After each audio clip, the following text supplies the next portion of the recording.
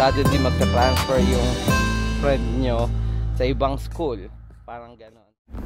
Hi guys! Welcome back sa Andrea Judge TV.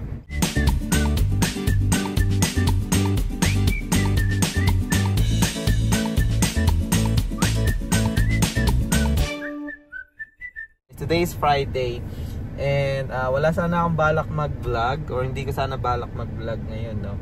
But ayun, gusto ko lang i-document to kasi isa sa mga closest friend ko, naging close friend ko sa Loyola o katrabaho ko is last day ngayon, and nag-apply siya sa ibang hospital, no? So mabigat para sa amin kasi trio kami niyan, si Kuya Alan, ako saka siya. Pero ayun, I think need niya talaga na mapunta sa ibang hospital because of the schedule. Ayan, so ayun, so samahan niyo lang kami ngayong vlog. Guys, nandito tayo ngayon sa Yard House. So nag-invite siya dito guys after work. So kakaut lang namin guys, no? Si Kuya Alan on call kaya naiwan siya. So hindi ko alam kung sino pupunta, pero I think yung plastics team is nandito para ayun, i-ano nga yung last day ni Christian. And update na lang later guys. Hey, Aaron has one.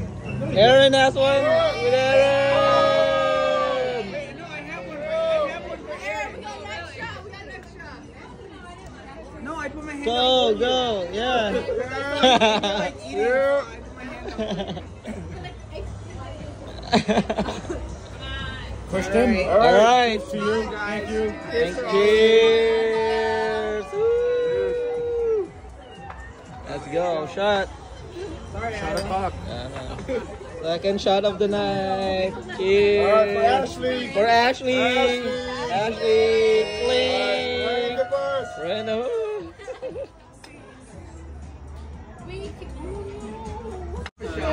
After shot. Ashley. Ashley. Ashley. 1, 2. To Ashley. Woo.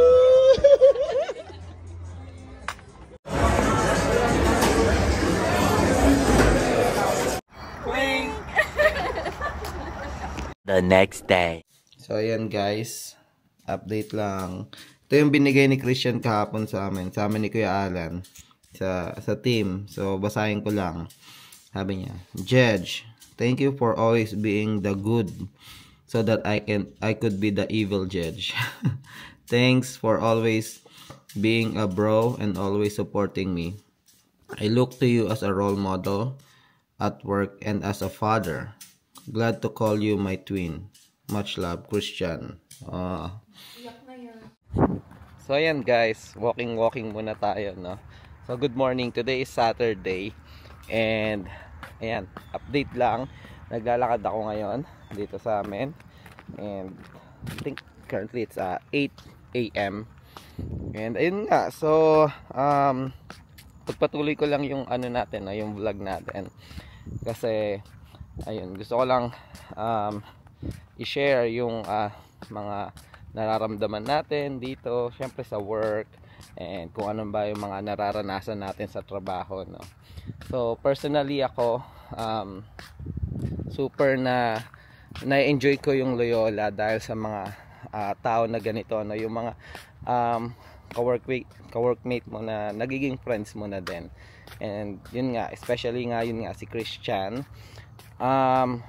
To give you guys a context, para kaming mga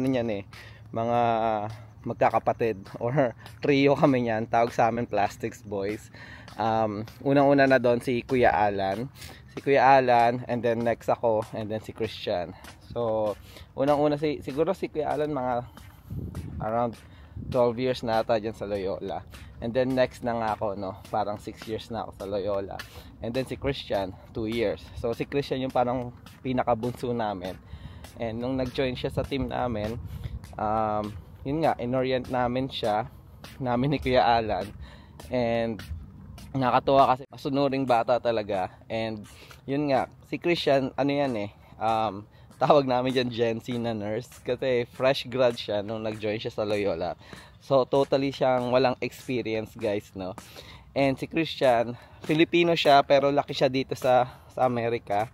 So yung kultura ng yun, pagiging Amerikano, yan, kuwang-kuha niya. Pero yung kultura ng Pilipino na magalang, ayan, and nakakaintindi siya ng Tagalog.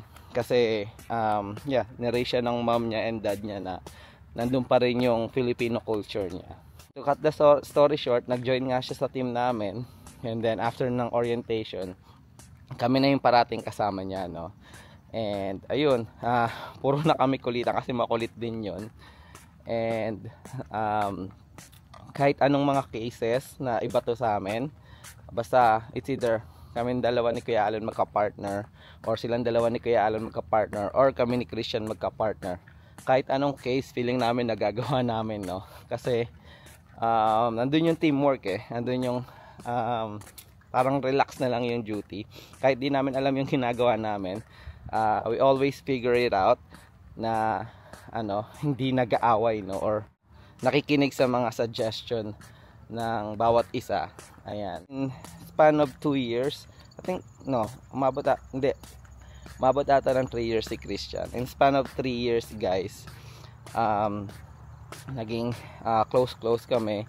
Si Christian, since, di ba, di nga ako mahilig sa, or lumabas-labas, or kapag ka may party, or dinner party sa team, or sa hospital, hindi ako sumasama dahil hindi ko alam yung mga susuting ko, hindi ko alam kung ano yung mga ordering kong food, kung ano ba yung masarap, kung anong tawag.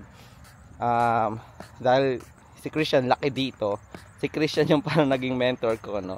So naging mentor niya ako, kami ni Kuya Alan sa OR, pero sa life dito sa US, si Christian yung naging mentor namin, or especially naging mentor ko. Kasi tuwing lumalabas, super confident ko kasi tinuturuan niya ako. So Judge, this what you order, ito yung bibilin mo, ito yung masarap to bro, masarap, ito yung parang Inglesero yun so in English, tinatagalog ko lang. So ito, take this one, and then pagka yung attire, kung ano bang susutin ko, and yun, may ako suggestion sa kanya, and yung pakikisama, no. So yun yung na-develop ko. Nakakatuwa lang kasi tuwing magkakasama kaming tatlo niyan, feeling namin napakano namin, lahat kaya namin gawin, no. And alam naman yun sa buong OR, and kilala na kami na pag kaming tatlo, kahit hindi kami nagrereklamo, ginagawa namin. And syempre yung kulitan, ayan, di mawawala yun sa OR. So kilala na kami ng mga surgeon guys, na mga pharmacies, mga resident doctor, na yun nga, tatlo kami lagi niyan, trio kami. And ayun, nung nalaman nila na aalis na nga si Christian, lagi nila tinatanong kung kamusta kami. Yan, kasi for sure malulungkot kami. Ngayon nga aalis na siya, and trinay naman namin siyang kausapin, bigyan ng advice. Pero sabi namin, at the end of the day, you need to do what you need to do. Kasi para sa family niya. Kasi nung sumali siya sa Loyola guys, single siya, wala pa siyang anak. Ayun, kinasal siya, and then nagkaanak na, and then yun nga, nag-iba na yung priorities. Trinay niya naman mag-ask ng schedule sa Loyola, pero yung hinahanap niyang schedule wala doon. So ayun, hindi niya na talaga umalis. Hindi kami too serious, pero we get the job done, parang ganon. So yun nga, pati yung mga surgeon nagiging kaibigan na namin dahil nakipagkulitan, like si Dr. Kovacek. One time na naging seryoso siya, parang napasigaw siya sa amin, and then parang trinol back namin si Dr. Kovacek na ayun nga, we will get our redemption. And gumawa kami ng video guys ng magkakasama kasi kami ulit So nung nasigawan kami, tatlo kami magkakasama, and then which is parang hindi naman galit si Dr. Kovacek, siya parang spurs of the moment lang ba. Kaya ayun, nung after nung procedure, sabi namin, Dr. Kovacek, we're gonna have our redemption week, gumagano siya, tapos tumatawa lang siya. The next week, kwento ko lang guys, kinausap namin yung team leader namin sa Lauren, which is cool din yon. Napaka okay din na team leader. Sabi namin ni Kayla Christian, puta na burn room with Dr. Kabashek so that we can get our redemption. Then nakita nung pumunta sa front desk si Dr. Kabashek, sabi niya, who's my team in 25? Oh, you're gonna love it, it's Judge, Alan, and Christian. And then sabi niya, oh no. Tapos ayun, tapos may ginawa kami video nun eh. Parang ano ba tawag na ito? Parang yung redemption video. Pero yun guys, ginawa namin lahat. Room ready kami ng 7:15. Wala siyang delay. Lahat ng kailangan niya binigay namin. And tawa siya ng tawa. And then sabi niya, oh yeah guys, you got your redemption. Sabi ni Dr. Kabashek. Kahit na sabihin natin yung drive ko is nasa 45 minutes, pag traffic 1 hour, nandun yung peace of mind ko, no? Pag pumapasok ako sa work, para akong at home. Medyo nakakapagod yung biyahe, pero parang second house ko na or second home ko na yung Loyola dahil sa mga katrabaho kong to. Yung para sa akin, yun yung pinaka-importante, kasi yun, hindi ka na mag-iisip or wala kang pre-shift anxiety. Shoutout kay RNAJ, diniscuss niya yun. So panoorin nyo, nandyan yung video niya. So hindi ko na na-experience yun, no? Kasi parang kilala ko na lahat eh. Parang magsimula sa SST, papunta sa pharmacies, papunta sa mga resident doctor, and then papunta sa mga surgeon, and team management, manager, supervisor. You can talk to them. Yung experience ko with my manager, supervisor, or management ng Loyola, siguro separate vlog ko na lang yon. And I just wanna make this tribute vlog para kay Christian. And I just wanna vent out sa nararamdaman ko. And yun nga, syempre malungkot tayo kasi para tayong alam mo yung feeling na yung magbe-best friend kayo sa high school. And for example, third year na kayo, and then suddenly magta-transfer yung friend nyo sa ibang school. Parang ganon. So parang ganon yung feeling ko guys. And sana mag-work out. Good luck sa duty niya. And sabi naman namin, especially ng management, na pwede naman siya bumalik anytime. Ayun. So kailangan nyo lang i-figure out yung schedule niya. And ayan, so good luck to you bro. Maraming salamat sa mga learnings, no, outside of work na tinuro mo sa amin ni Kuya Alan. And maraming salamat sa kulitan. And yeah, anytime text ka lang, dito lang kami. And salamat sa couch guys. Shoutout pala kasi binenta niya ako ng couch na worth, I think niregalo nung mom niya nung kasal nila. Hindi kasya sa living room niya kasi masyado malaki. I think worth nasa mga $3,000 or $4,000 yun. And binenta niya lang sa akin ng 400 do. So ayun, shout out Christian, thank you. Dito na tayo sa bahay. Ayan. So siguro guys, dito ko natatapusin yung vlog.